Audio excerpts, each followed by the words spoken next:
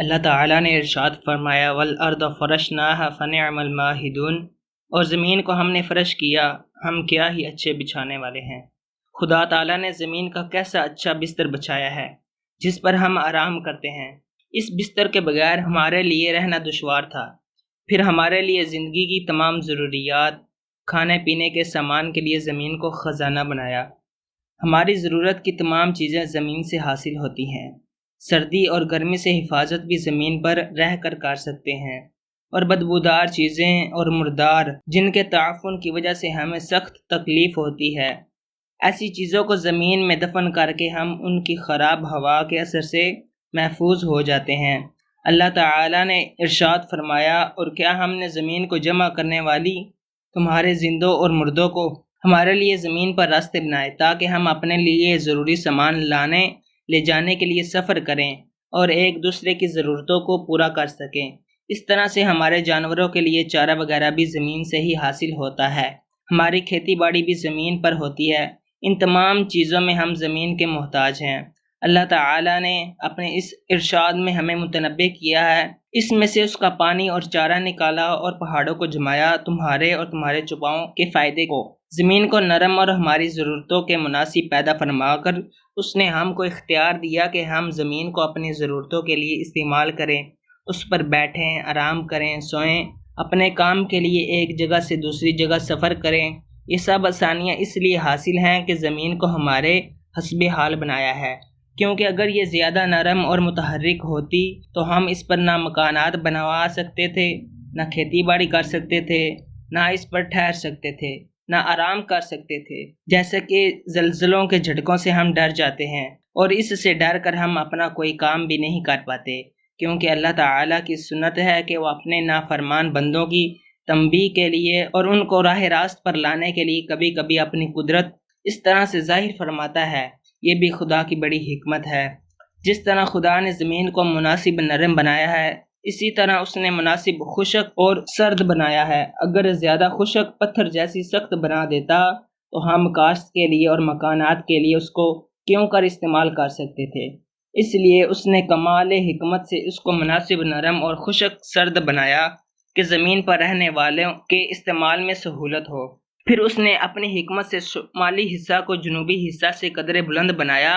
کہ پانی ایک طرف سے بہہ کر دوسری طرف جا سکے، اور اس طرح سے حیوانات کو فائدہ اٹھانے کا موقع مل سکے، اور آخر میں وہ پانی سمندر میں جا کر گر جائے۔ اگر ایسا نہ ہوتا، یعنی زمین ایک طرف سے ذرا بلند اور دوسری طرف سے ذرا نشیب میں نہ ہوتی، تو پانی سطح زمین پر رک کر اس کو سمندر بنا دیتا اور آمد و رفت بند ہو جاتی، لوگوں کے کاموں میں بڑا حرج واقع ہوتا، جیسا کہ ہم سیلاب کے زمانے میں پریشانیوں اور تکلیفوں کو محسوس کرتے ہیں۔ اب زمین کے اندرون کی طرف ذرا غور کرو، خدا نے اس کے اندر کیسے کیسے خزانے پوشیدہ رکھے ہیں۔ کہیں جواہرات کی کانیں ہیں تو کہیں سونے چاندی کے خزانے، کہیں یاقوت و زمرد کے ذخیرے، کہیں لوہے، تانبے، سیسے، گندھک، ہڑتال، سنگ مرمر، چونا، سیمنٹ وغیرہ کے بڑے بڑے خزانے۔ اگر تفصیل سے ان کو بیان کیا جائے تو اس کے لیے کافی وقت کی ضرورت ہوگی۔ ان تمام خزانوں اور ذخیروں کو ہم اپنی ضرورتوں میں استعمال کرتے ہیں، اور کس طرح سے یہ چیزیں ہمارے کام آتی ہیں۔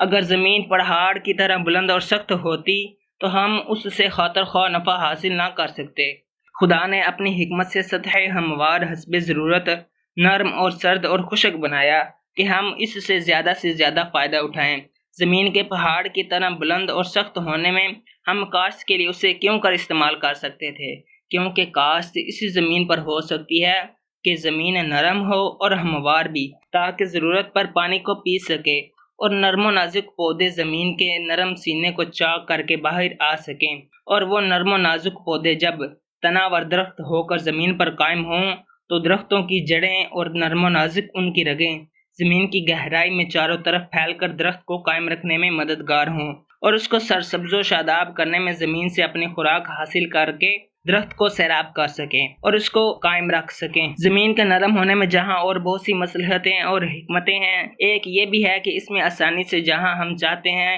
کنویں کھود لیتے ہیں، اگر زمین پہاڑ کی طرح سخت ہوتی تو کنویں کھودنے میں بڑی دشواری ہوتی، اس طرح سے ہمارے سفر کرنے میں بھی بڑی دشواری ہوتی، کیونکہ پتھروں میں راستوں کا بنانا بڑا سخت کم ہے، اور راستوں کے موجود نہ ہونے سے اور ان کے متعین نہ ہونے سے ہمارے لیے سفر کرنا ناممکن ہو جاتا۔ اللہ تعالیٰ نے ارشاد فرمایا، وہی ہے جس نے تمہارے لیے زمین نرم کر دی، تو اس کے راستوں میں چلو اور اللہ کی روزی میں سے کھاؤ اور اسی کی طرف اٹھنا ہے۔ اور ایک اور آیت میں اللہ تعالیٰ نے ارشاد فرمایا، اور ہم نے اس میں بہت وہ راہیں رکھی کہ کہیں وہ راہ پائیں۔ اور اس کا ایک بڑا فائدہ یہ ہے کہ ہم اپنے مکانات کے بنانے میں اس کی مٹی کو بآسانی استعمال کر سکتے ہیں، اینٹیں بناتے ہیں، گارے کے لیے استعمال میں لاتے ہیں، اور برتن وغیرہ دوسری بہت سی ضروری چیزیں تیار کرتے ہیں۔ جن مقامات پر زمین سے نمک، پھٹکڑی، ابرک اور گندک وغیرہ نکلتی ہے، وہاں کی مٹی زیادہ نرم ہوتی ہے، اور نرم زمین میں طرح طرح کی نباتات پیدا ہو سکتی ہیں۔ سخت اور پہاڑی زمین میں یہ نہیں ہو سکتی،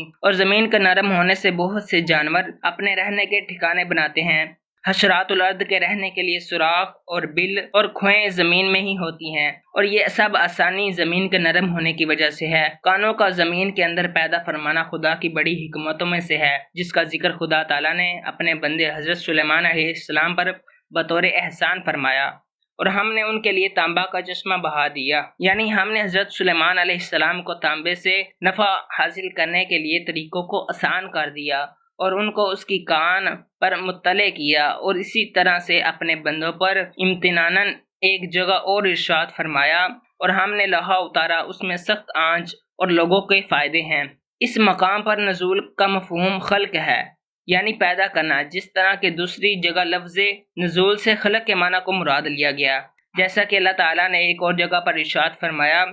خدا نے تمہارے لیے فائدے کے لیے مویشی پیدا فرمائے۔ حضرت سلیمان کے حق میں آیت میں انزلنا ارشاد فرمایا ہے کہ معنی اس طرح ہے کہ ہم نے پیدا فرمایا اور ان پوشیدہ خزانوں سے سونا وغیرہ معدنیات کو نکال کر اپنے کاموں میں لانے کے طریقوں کی تعلیم دی کہ ان معدنیات کو کس کس کام میں کیوں کر لایا جا سکتا ہے۔ شیشہ سے نفیس برتن تیار کیے جا سکتے ہیں، جن میں اپنی ضروری چیزوں کو طویل مدت تک کے لیے محفوظ رکھا جا سکتا ہے۔ ان کانوں سے سرما، سومیاں، سلاجید وغیرہ مفید چیزوں کو حاصل کیا جا سکتا ہے جو ہمارے بہت سے کام آتی ہیں۔ اس کی بڑی حکمت یہ ہے کہ اس نے زمین پر پہاڑوں کو قائم فرما کر زمین کو مستحکم کر دیا، اور اللہ تعالیٰ نے ارشاد فرمایا، اور پہاڑوں کو جمایا اور زمین میں ڈالے لنگر کے تمہیں لے کر نہ کانپے۔ اور ایک اور آیت میں ارشاد فرمایا، اور ہم نے آسمان سے پانی اتارا ایک اندازے پر، پھر اسے زمین میں ٹھہرایا، اور بے شک اس کے لے جانے پر قادر ہیں۔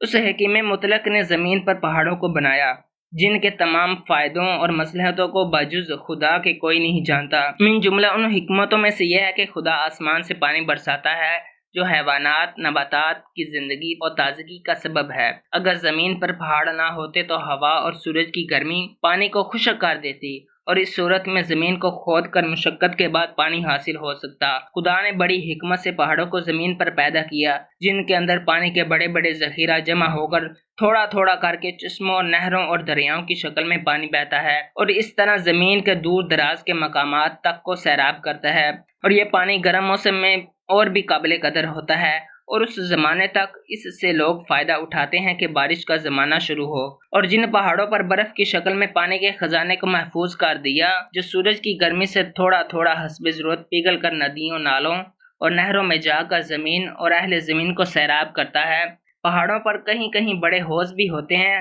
جہاں پانی جمع رہتا ہے اور ضرورت پر اس سے فائدہ حاصل کیا جاتا ہے، جس طرح کے غلہ کے بڑے بڑے ذخیروں اور گوداموں سے ضرورت کے وقت غلہ حاصل کیا جاتا ہے۔ اس کے علاوہ پہاڑوں پر بعض خاص قسم کے درخت اور جڑی بوٹیاں پائی جاتی ہیں جو اور کہیں دستیاب نہیں ہوتی۔ پہاڑوں پر نہایت بلند درخت پائے جاتے ہیں جن کی لکڑی عمارتوں اور کشتیوں کے بنانے میں خاص کر استعمال کی جاتی ہے۔ یہ لکڑی دوسری درختوں سے حاصل نہیں ہو سکتی۔ پہاڑوں پر ایسے شاداب مقامات ہیں کہ وہاں جا کر لوگ اپنی فرصت کے ایام گزارتے ہیں، اور صرف انسانوں کے لیے نہیں بلکہ چپاؤں اور دوسرے جانوروں کے لیے بھی وہاں سامان خورد و نوش اور آرام کرنے کے پرفضا مقامات بنے ہیں۔ شہد کی مکھیوں کے لیے خاص کر وہ جگہ مخصوص ہے جہاں وہ اپنا گھر بناتی ہیں، اور انسان بھی گرمی کے موسم میں تفریح کے لیے جاتے ہیں اور اپنے مردوں کی لاشوں کو محفوظ رکھنے کے لیے وہاں دفن کرتے ہیں۔ من جملہ دیگر فوائد یہ بھی ہیں کہ پہاڑوں پر راستوں کی شناخت کے لیے بڑے بڑے نشانات نصب کرتے ہیں۔